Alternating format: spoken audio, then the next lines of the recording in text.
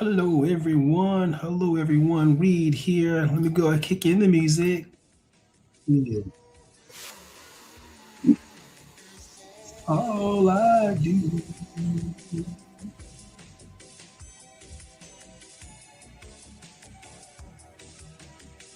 Loving you is all I do.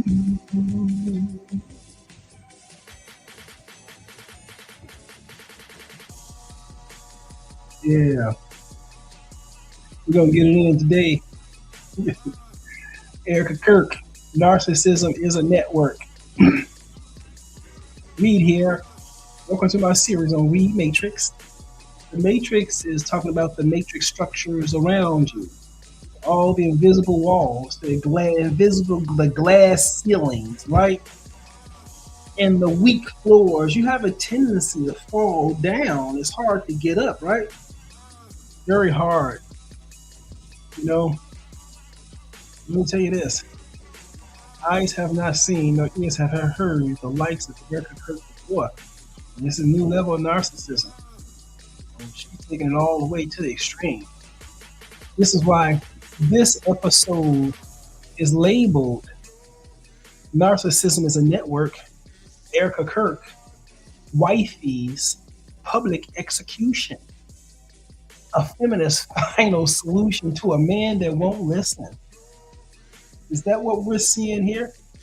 Because if Erika Kirk is ultimately involved in this, then that's exactly what it was. It was a public execution of a father. It was a public execution of a man, right? It was a public execution of a leader. Why? Why did he have to be sacrificed? Why did it have to be public? Somebody made that decision that day, and they seem to have paid a lot of resources to get the organization that they put together around him to carry this out, and everybody remains silent. And then what do? They activate all of their flying monkeys. And so now we have everybody in the media fighting, trying to promote their version of the story, their viewpoints. And from the last video, it's even the Israeli tied connections, and this system has even enlisted Black people now in this to promote the values of Israel. So in the last episode, we saw Nicki Minaj, who's a booty clapper, and she's taken on the persona as if she represents the integrity of Black womanhood. And she's taken the smut she peddled, and now she's presenting herself as a leader for Black women. And now she's going to spread these conflicting messages to Black women who are the victims of the main victims of this type of violence that Israel is actually doing towards children and women. There was the Black woman in the United States that didn't have custody over her ownership of her body for hundreds of years. And so it's the Black woman who should understand how delicate and how important it is for people who are free to speak up for victims. And so when you see Wifey performing a public execution because hubby won't listen, I think we got a problem, yo. I wonder if Black women are going to step up and say, hey, what is Nicki Minaj doing here? Is this the lady that you want all of these young Black girls listening to? So when she talks to you about how wonderful Israel is and how you have to protect their interests over yours, Wifey did what seems to me to be a public execution. And this stuff gets so narcs always do stuff like this. They always go over the top. They always do the things cunning, things that you would never expect them to do, they would do, right? So that's why you should never be around these sick people, not for a minute. Not at all. So let me just say, as an AI about, women who kill their husbands, in public. Well, okay, is there any name for a name used in the past that may not be used as much for a woman who publicly executed her husband in an effort to stage the crime to get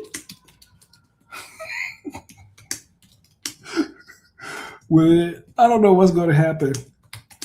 But I'm gonna do it.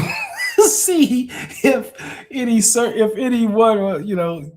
it's a crime, right? It's a crime, and she decided to do it like this. And that's what narcs do. It's gonna be so complex and so devastating. I'll always get with it. No one's gonna ever know that I was behind it. Well, let me see. I don't know what's gonna lead, but let me see here. Boom.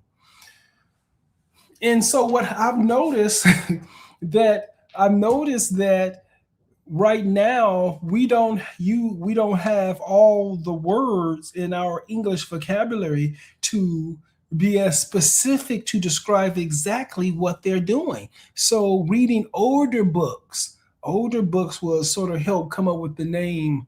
Okay, no specifically name used. The scenario you described touches upon several historical, legal, societal concepts that relate wives to the roles the husband acts. Accessory after the fact. In general, legal terms, a person who helps a criminal avoid arrest or punishment called female fatale, master con woman.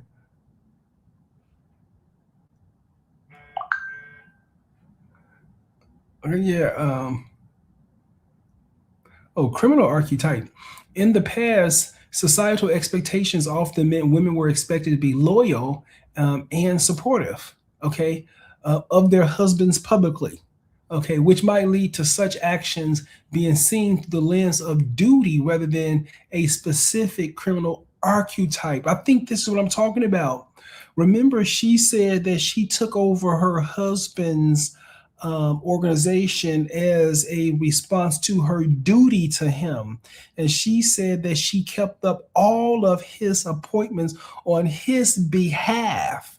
And so now she's enlisted herself as the CEO. And now she's talking about, these are my kids, right? So she's lens of duty rather than a specific criminal archetype. And I guess I'm trying to find the criminal archetype. That's the ones like Puffy that makes the dramatic spectacular and doing all this and expect everybody else to figure it out. Unless the woman was seen as a manipulator, as described in some historical content. Okay, let me see. Give historical examples of women excusing their husband's crime. Was marital coercion common? I like any story,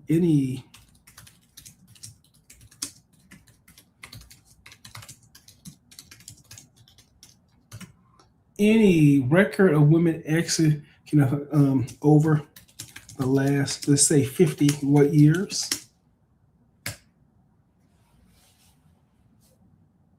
Whoa.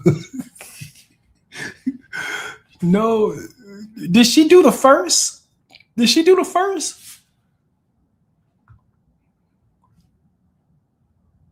Okay, but this is like intentional, come on. Okay, how at least 50 have became women were executed by the state for murdering their husbands.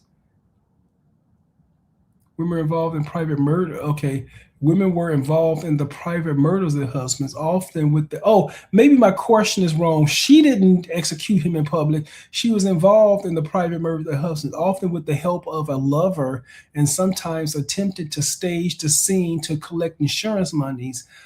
These were criminal acts, not public executions.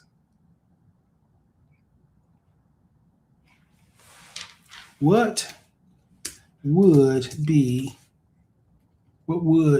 you predict would be the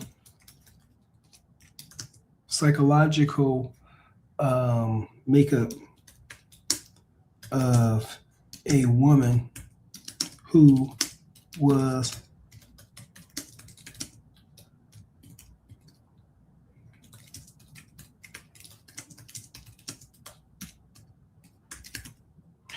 What would you predict will be the psychological makeup of a woman who was involved in the public execution of her husband? Let me see what's going to go on here. Because I don't think she could shut him up. Okay, a woman involved in the public execution of her husband, a highly unusual and extreme scenario outside of the formal state-sanctioned action of cultural context and honor killing, would likely present complex, particularly extreme psychological profile. Look, extreme trauma and PTSD, perceived justice or retribution, lack of faith in the justice system, dissociation or detachment, maybe this personality disorder, maybe this need for public validation, maybe this empowerment through violence, she gets rich, lack of remorse. Okay, well, let me see, I can see, okay, I wonder if she has a history of some type of PTSD. Well, anyway, let me look here. Now here, we're on Charlie Kirk's platform, and we run across people who are running his show. Now, let me show you some of the characters.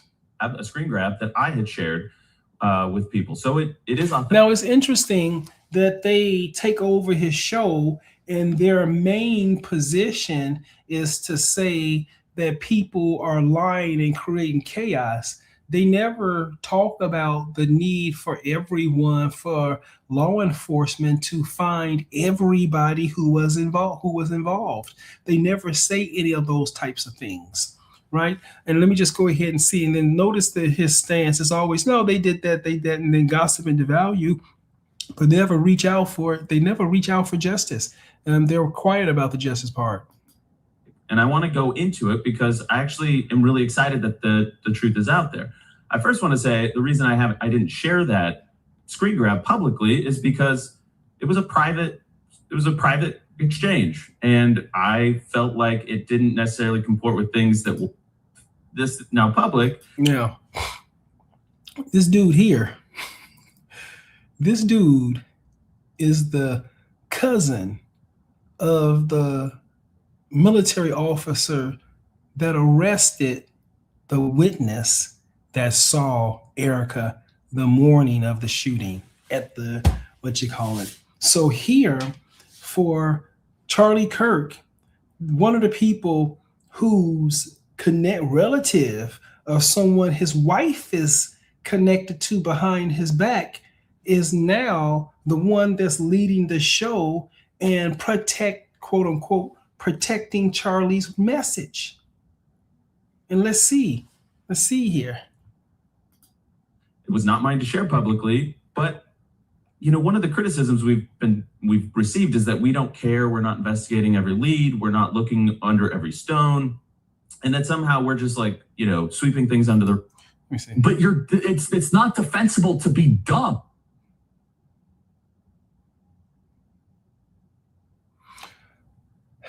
Let me give you what you're saying, what they're talking about. He got he sent text messages saying that he felt that they were going to kill him, right? And so now on his show, the main point they're trying to say is, we got death threats all the time. He talked like that all the time. He really didn't mean what he texted. So now they're trying to make everybody believe that he didn't mean what he texted. And so here's an example. So here, and that's what this setup is for. So here's the guy here whose cousin was the officer who arrested the guy who says he witnessed Erika Kirk that morning. Here is the guy, his cousin, as the primary spokesperson on Charlie's show. And now Charlie sent text messages that said that they were going to kill me. Now he is here saying, don't worry about that. Charlie talked like that all the time. Now it seems like he's here modifying Charlie's message as he went on. So let's check this out. So they're talking about the leaked text messages, and they really don't even talk about it. Listen to it. Are entirely consistent with the exact same worldview. Charlie was not hiding things from people. People are going to try to make you fixate on a particular quote or a particular line to make you. They're going to try and make you fixate on a quote or line, meaning when Charlie said that they're going to kill me tomorrow, he says, I think that's significant. But now he's minimizing this. And so this is the 5D warfare that goes here, right? Every point that they want you to not pay attention to, they're going to try and attack that point and minimize that point. And this is the guy, again, Charlie didn't know that his wife was connected to this other guy, because it's amazing. And so this guy was this guy was in the background of Charlie's life, the day he got murdered, because I'm sure his cousin understood that meeting was going down. So let me just see here. With the exact same worldview. Charlie was not hiding things from people. People are going to try to make you fixate on a particular quote or a particular line to make you think that there was something hidden. There was nothing hidden about Charlie's views on Israel. Hold on, when he said they're trying to kill me, I think he just inadvertently added Israel, and he inadvertently added Israel to the conversation. All right. Right. And so so that's another thing. Remember, I've said before on previous podcasts that if you are not recording or not a narc, you are an idiot. If you are not recording a narc, you are an idiot, because they're recording you. And when you go back and you look at footage of narcissists, particularly when they don't know you recording, you see exactly what they do as soon as you turn your head. They don't spend a moment faking that fake mask persona, because it takes energy for them. As soon as it's over, they go back to who they were. They switch like that, and you see it when you see it on camera. And then you see, wow, it's hard for me to see that the person who's trying to really harm me is actually pretending like that in front of me, but they're not like that when they're away from me. This is a thing. And so I think here he trying to protect Israel did a Freudian slip and actually implicated Israel when he shouldn't have. If he's implying that what Candace Owens is saying is not real. But he said the same thing. Listen to me. I hope I heard this well, but listen to him saying, when it comes down to these sick perverts, you have to listen to them carefully, because you can't accept anything they have to say as real. Listen to what he say. Somewhere between the BB letter and the text. I don't even think there's a between about it. I think those are entirely consistent with the exact same worldview. Charlie was not hiding things from people. People are going to try to make you fixate on a particular quote or a particular line to make you think that there was something hidden. There was nothing hidden about Charlie's views on Israel. Excuse me, you're reading wrong. Okay. Show me your book. Hold on. I'm going to take a picture of it. I worked with Charlie on every major issue that we talked about, immigration, abortion, I think I'm in. Months. And it's probably somewhere between the BB letter and the text. I don't even think there's a between about it. I think those are entirely consistent with the exact same worldview. Charlie was not hiding things from people. People are going to try to make you fixate on a particular quote or a particular line to make you think that there was something hidden. There was nothing hidden about Charlie's views on Israel. Okay. That's the Freudian slip right there. He said there was nothing hidden from his views, meaning when you read that somebody's going to kill me, he believed Israel, that's true, right? But then he's saying you shouldn't focus on any particular point, because they want you to focus on any particular point. So he just did a Freudian slip that undid the point of his whole argument. The point of his whole argument is that you shouldn't pay too much attention to what Charlie said or blow up each point. So when he says they're going to kill me tomorrow, you shouldn't just blow that up. Even though he did get killed, you shouldn't blow it up. Even though he did get killed, you shouldn't blow the fact that he pointed that out up. You shouldn't focus on it. But then he gives away with the Freudian slip. Who did it? Because he says that he looked at he believed everything his text messages said to be true, and that was is Israel behind this, right? Let me just move that point on, but just think about it. Just go through that for a second, okay? So that's the first thing. He attacks the validity of his text message. He said, "Oh, this is just, you should just ignore this, and you shouldn't follow your gut. You should just ignore this." And so this is a form of grooming. Okay, let's go to the next step here. Compensation spirit. At the same time, I'm like, but it's not defensible to be dumb, right? Yeah. So, and it's offensive. It's offensive to those of us who have been out there defending them in many instances against critics on our own side. I have no idea who. Okay, so at some point, this is when, let me see.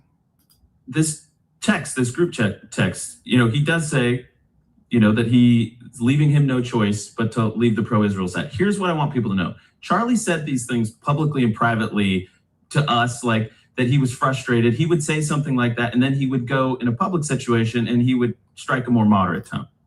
You see now, okay, instead of them allowing the listener to interpret what Charlie is saying, they're saying, don't listen to Charlie, listen to us about what Charlie means. So remember, they're the ones that removed Charlie. Now, don't listen to what Charlie said, listen to what we're saying. Right? And so they're saying that you didn't understand what you heard Charlie said. This is what Charlie really said. You didn't understand that. Why? Because Charlie acted like that all the time. He really didn't mean like that. One, he was just acting up this time, and the other one, he was just doing this. So now this is them changing his message. They're taking over his message here. So here's another point here. Let me see this next point here. Tainting a jury pool. Maybe the implications could be negative in that way.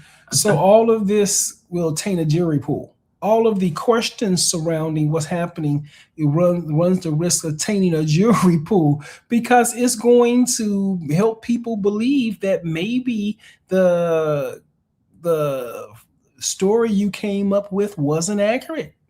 Let's see.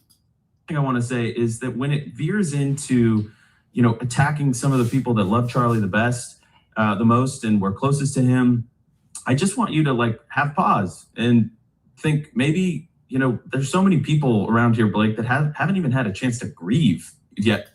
And so here's another thing about narcissists. They always play the victim, right? And therefore, oh my God, think about this. These people, if this is true, these people performed a public execution for you to watch, and then sit back and say, oh my God, we need time because we have to recuperate because of all of these things that's been going on. They actually use that as an argument.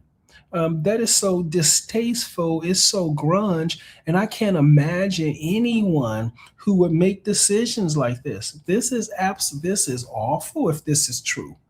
If this is true, he's gaslighting you in a way that minimizes your interpretation of what you heard Charlie say. So they don't want you to listen to what Charlie said. They want you to listen to their interpretation of what Charlie says.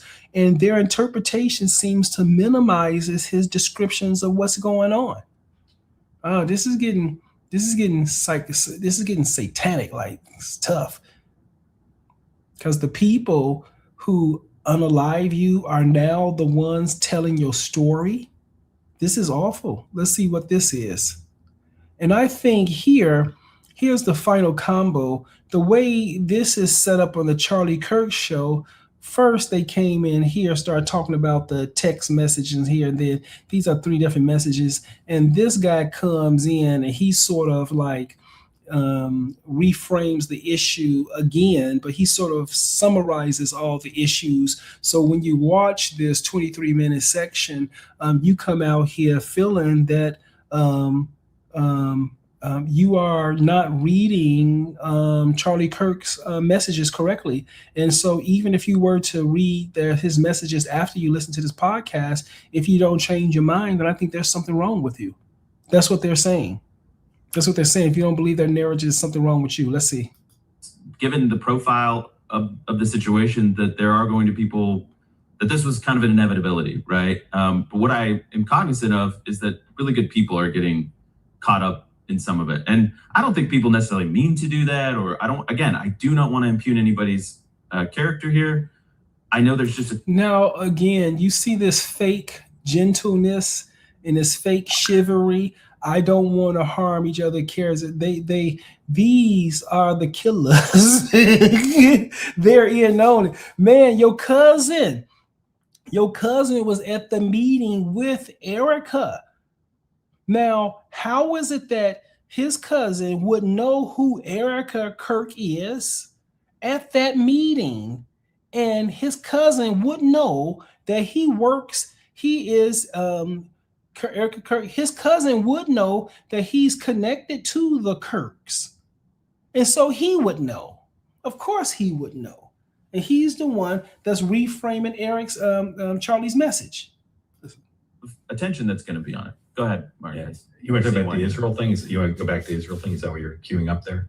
Oh, no, I'm just saying that people. And now Israel comes back into the conversation. And so these are the puppets here who are paid basically by Israel to broadcast this propaganda in this 5D warfare to our children to make them not believe the direction that Charlie Kirk was taking him. And I think Charlie Kirk moved away. And it seemed to me what he said is that he abandoned the Israel cause.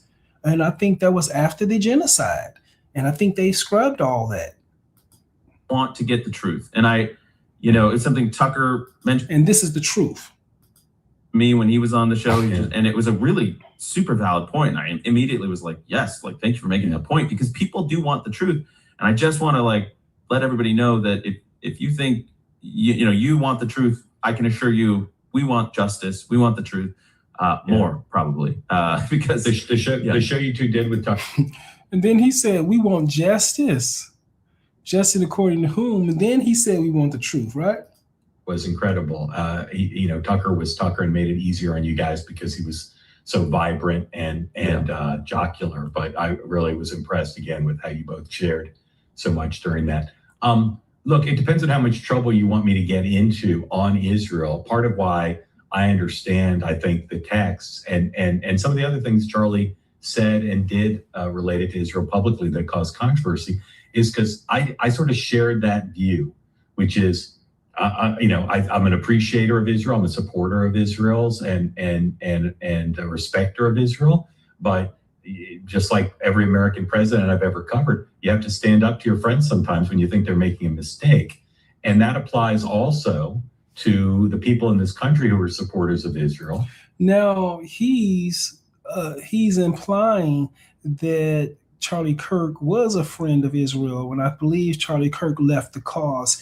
And I think that's where the devil tells the lie right there, because they always present themselves as if they're friends. Remember I told you about this sick black narc that stalks me. It's a man that stalks me at work. And he does the victim / friend stalking. Oh, Dr. Reed was my friend. No, we weren't. Right? And that's the same thing. Oh, this was my friend. And so they come as if they're like that. And that's how they approach, because they approach as a character, not as a real engagement. as a character. So let's see him. And his role here seems to just say, oh, Charlie, we all of us bounce back and forth, but we all are still friends of Israel. It sounds like a cult, right? All of us are still friends of Israel. So he's trying to say, Charlie, don't listen to what Charlie was saying out of his mouth. Charlie was our friend too.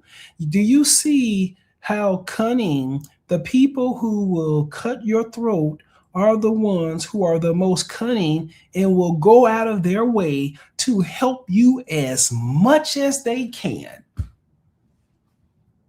Charlie we love Charlie. Charlie was all, well, Charlie left your cause and he was causing, and he was talking things. He was talking other things. He wasn't talking the same thing. Listen to what this clown says. Many of whom are wealthy and many of whom play politics at a very high level. And like other people who play politics at a high level who are rich, if you disappoint them, one of the leverage points they have is they say, well, if you're not doing what I want, I'm going to not give you money. That's not specific to AIPAC or the American Jewish community, but they do it along with everybody else. So look at what he's saying. See, said, we lost a big Jewish donor because I wouldn't cancel Tucker, right? And so he's saying this doesn't have anything to do with being Jewish or AIPAC. All the lobbies do that. Not like that, right? See, our government is giving a significant amount of aid to Israel to the point where it benefits every citizen, every white Israeli citizen, but it comes at our expense as a country.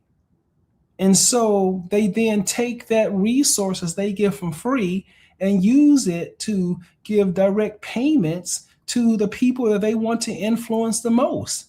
And so one of the differences, the unfair differences, Israel has around 8 million people, and you see tens of billions of dollars a year for 8 million people. Whereas the other countries may have billions of people or several hundred millions of people. So we're talking about a disproportionate amount of influence and a disproportionate amount of wealth. And of course, they can spread that money throughout our entire culture and what? Pay for all of our leaders? Is that what we're talking about? Paying for all of our leaders.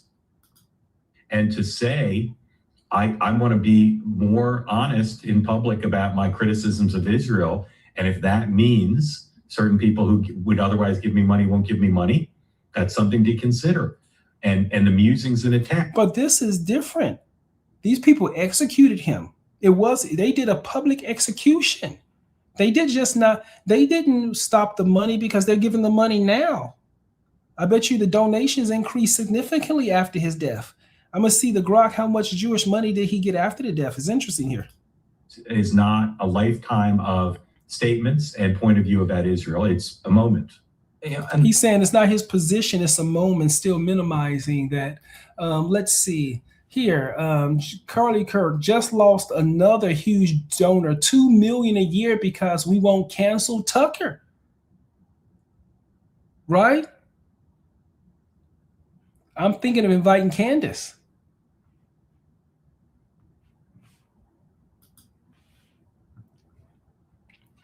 Now here is a conversation between Charlie Kirk and Israel and Ben Shapiro over Israel bombing Qatar. Let me see.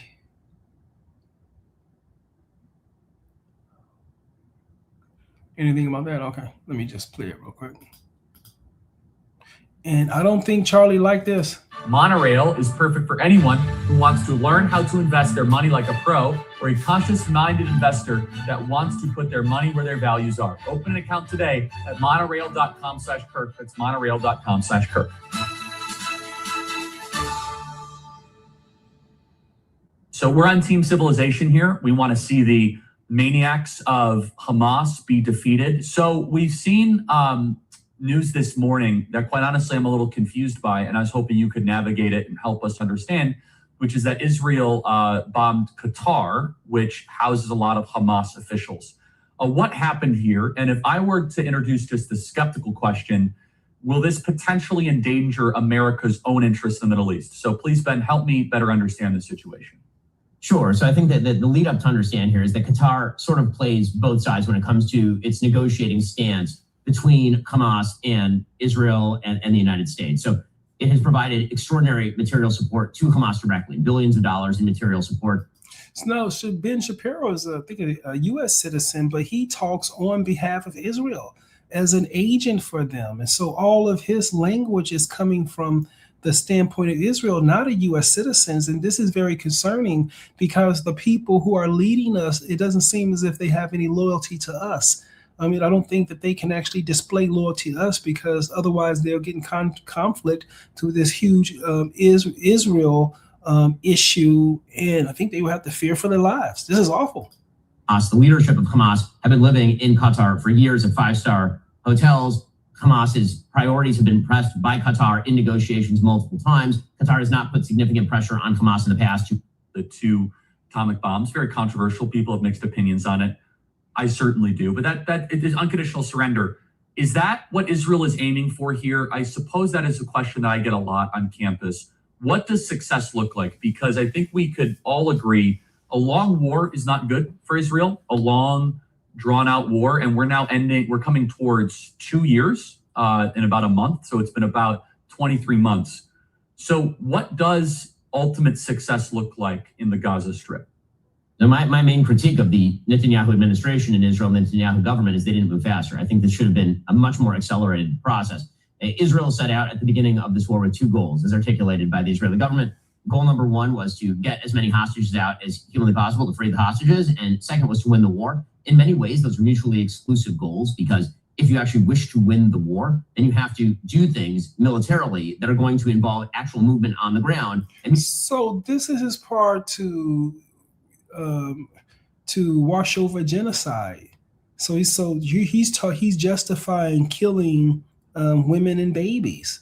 You know, this is a degree of evil that's being broadcasted to us that's very concerning, because now they're really expressing the evilness outward towards you in more of an egocentric way, meaning they believe this racist dogmatic literature. This is dangerous.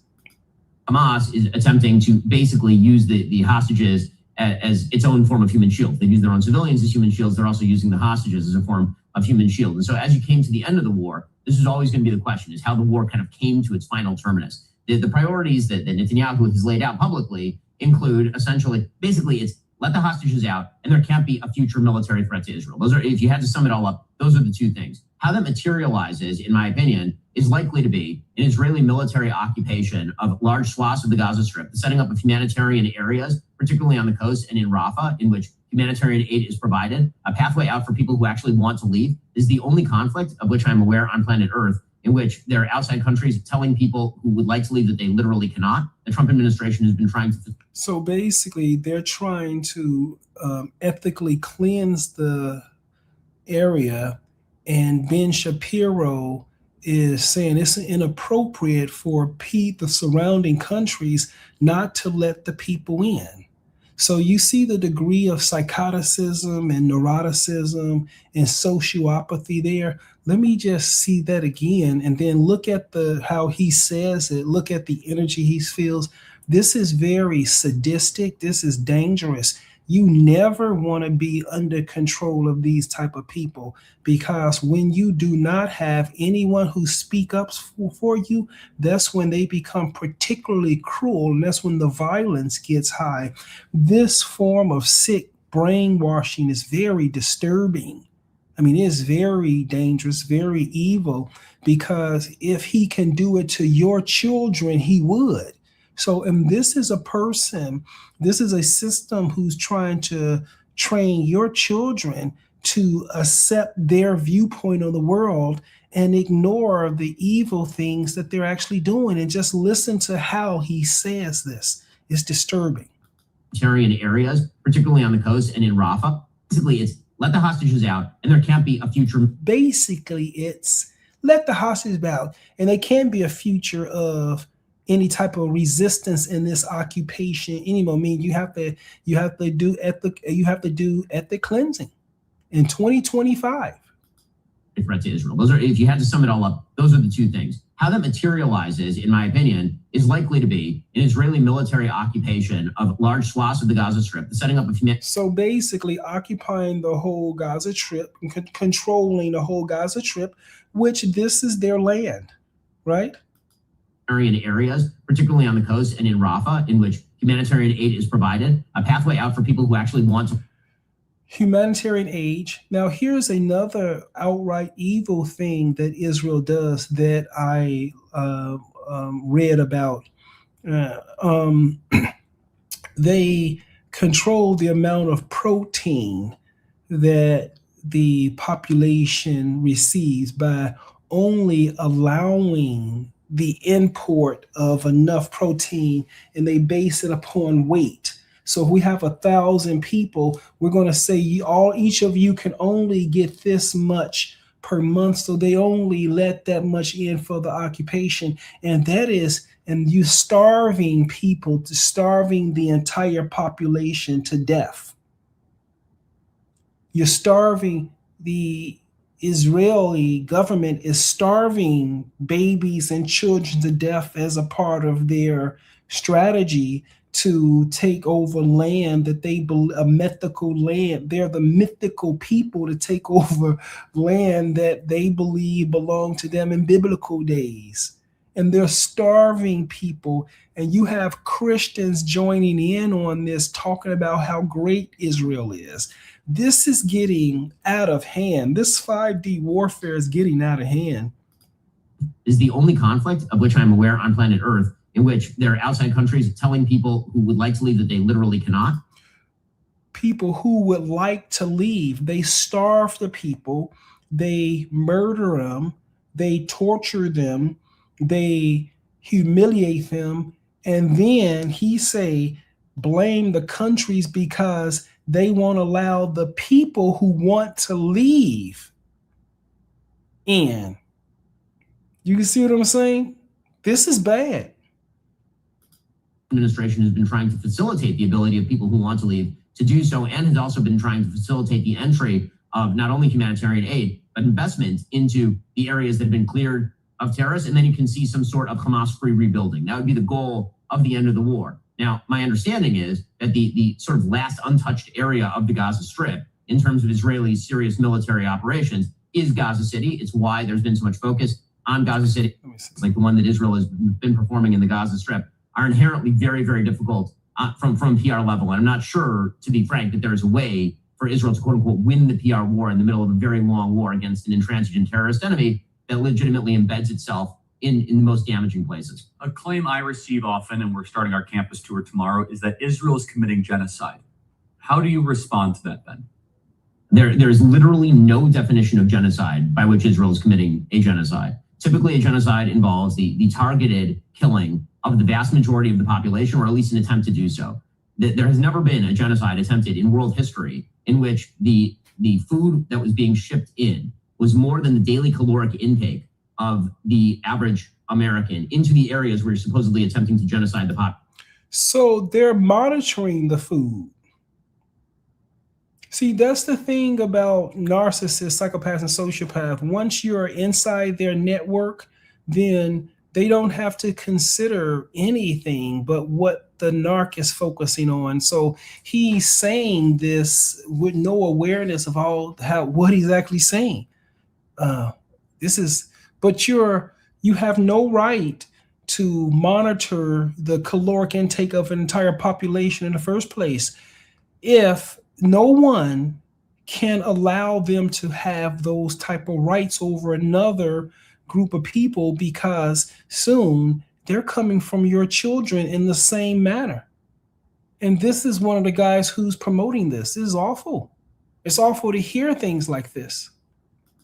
The total population loss in the Gaza Strip thus far has been 3%. During the Holocaust, just to take a reference, it was 50%. During Rwanda, it was significantly higher than 3%. You don't issue leaflet warnings to people. You don't go house to house in a genocide in an attempt to reduce civilian casualties. I understand that people use genocide at this point to just mean thing I don't like. And I get that. I understand. No, The International Criminal Court has already ruled on this. You see how they can simply ignore all the structures and simply live in their world. And I think this is the first time Charlie actually challenged them on the genocide. And I think this is a significant issue here. likes war. Nobody wants war. Certainly not the Israelis who are not at war on October 6th. The fact is that every Israeli family has to send their 18-year-old son or daughter off to the military with the possibility that they're going to get blown up in Gaza. That is not something that any Israeli wants, right, left, or center. The real question is whether the accusations are accurate. They certainly are not, again, by any stretch of the imagination. Ben Shapiro, author of Lions and Scavengers. We're going to get to that in a second. I have one or two other questions on Israel. I think it's very important for our audience to hear this, though, because there is an incessant campaign. And one thing a friend said to me, interestingly, which is, okay, Charlie, we push back against the media on COVID, on lockdowns, on Ukraine, on the border, so like maybe we should also ask a question. Is the media totally presenting the truth when it comes to Israel? Just a question, that maybe we shouldn't believe everything the media says, because I know I've been conditioned to ask a lot more critical questions over the last couple of years. So Ben, some people would accuse Israel of wanting to ethnically cleanse. Some people in the Israeli government are saying, again, it's all over the place, right? You have opinions all over. In your opinion, what would a good outcome 5 years from now be? And how does one respond to the claims of ethnic cleansing? So ethnic cleansing, the idea, presumably, that population movement is equivalent to ethnic cleansing. I think ethnic cleansing is a term that... Hold on for a second. Population movement is akin to ethical cleansing. See, narcs, they make up their own terminology. They just make up their own terminology. Been fairly recently coined to describe population movement during war. And the population movement during war. That's been ongoing for literally all of human history. And this has been population movement during war has been going on through all of human history. This type of magical thinking is dangerous because any person who believes this and follow these people, I think they're going to, if you put these people in control over your government, of your resources, they're going to use those things to harm you. The idea that Israel is, quote unquote, forcing people out of the Gaza Strip, that is not the stated policy of the Israeli government. The idea is if people want to leave, they can, but they're not being forced to leave. If they want, they can. You've destroyed the entire city with all of the infrastructure. There's nothing else there. They have no choice but to leave.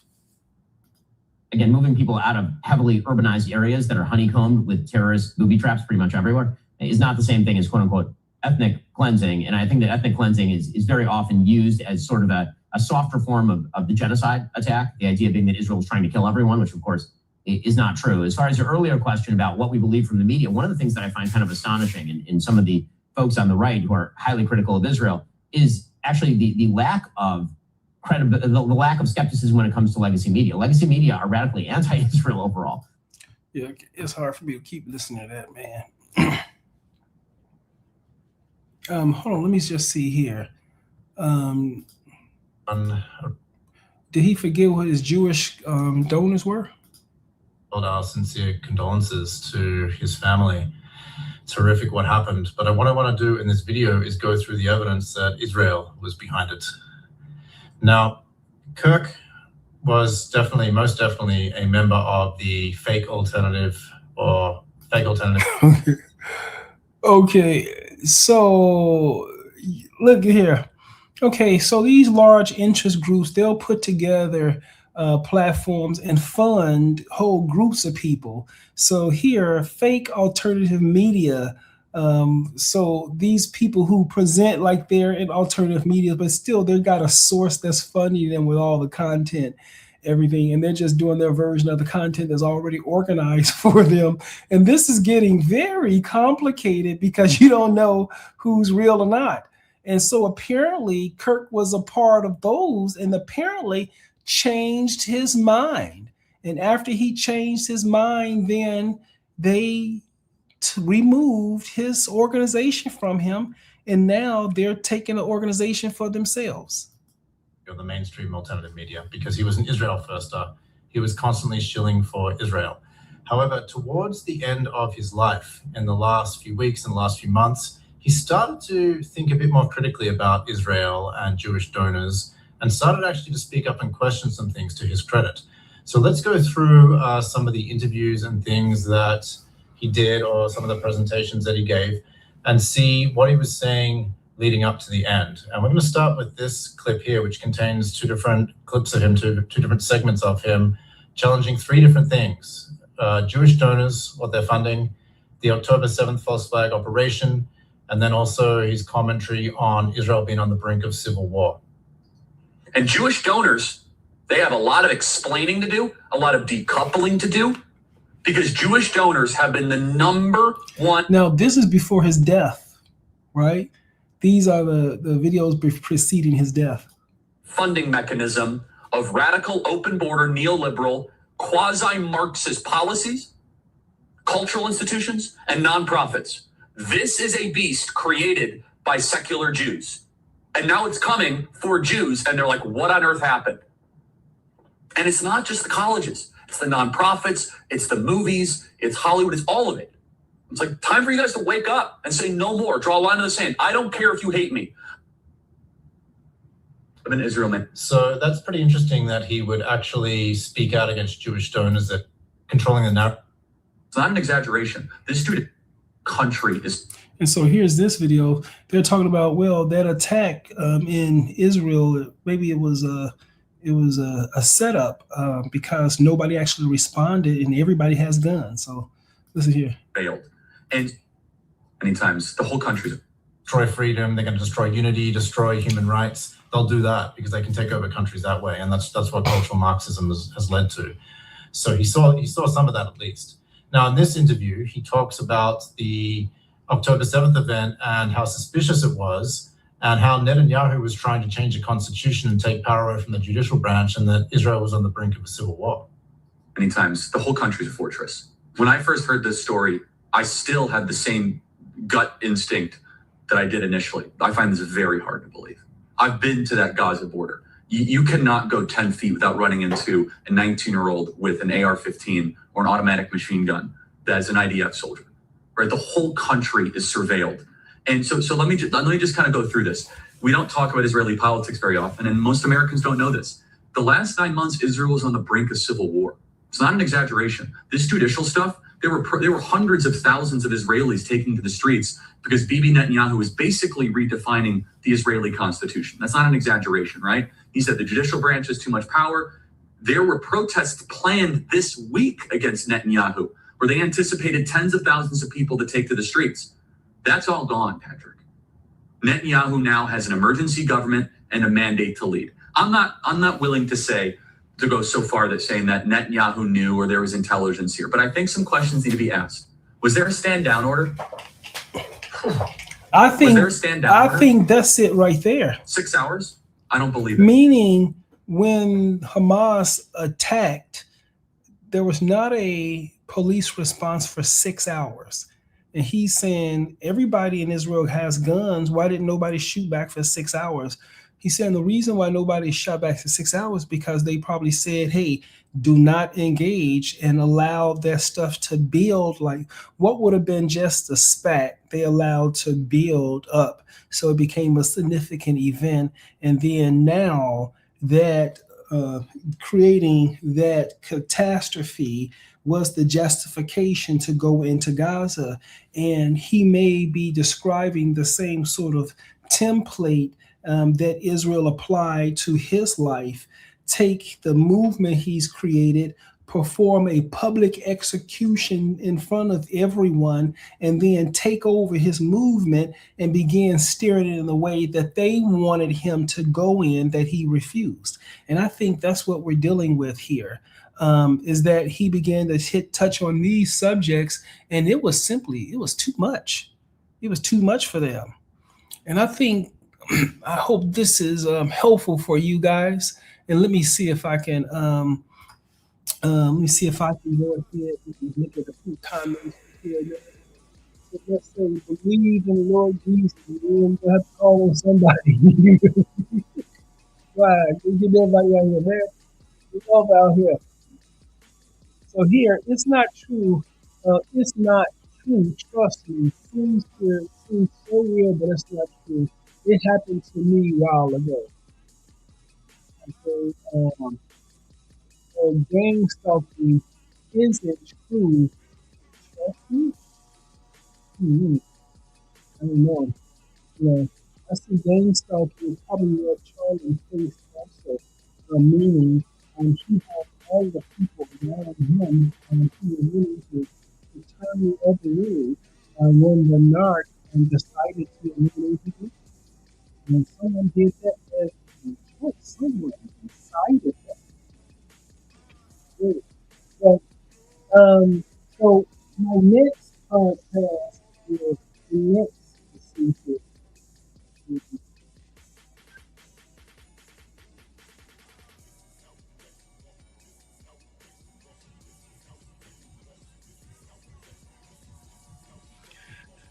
Next podcast is going to be, I did a series on Tupac was an actor, right? And on the series Tupac an actor, I talked about the same narcissism as a network, the same forces around Tupac. And what they did, the same forces is they led him down a road that led to his own destruction. And they took everything he created and they became billionaires from it. So the next podcast is about how Tupac and Charlie Kirk was actually placed in the Truman Show.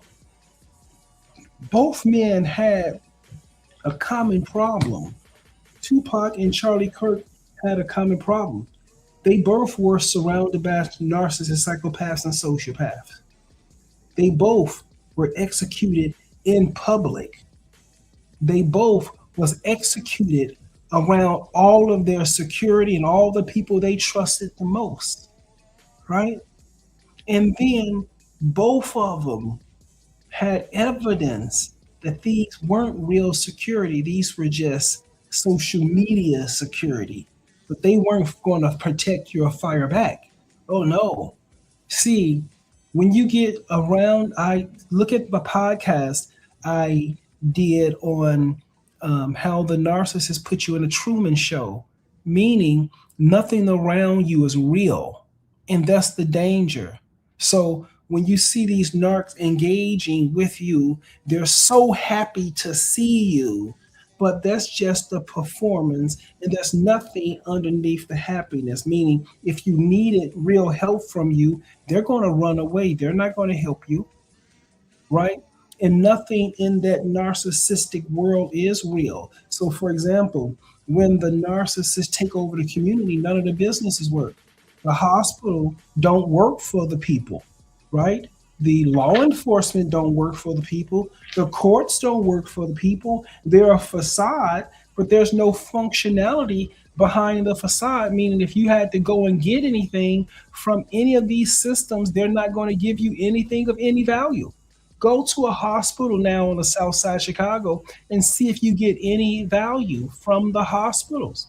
They're going to simply bill for your insurance, but your health over the next 10 years is still going to decline the same as the population you're in, and you won't be able to separate yourself from that or improve yourself from that.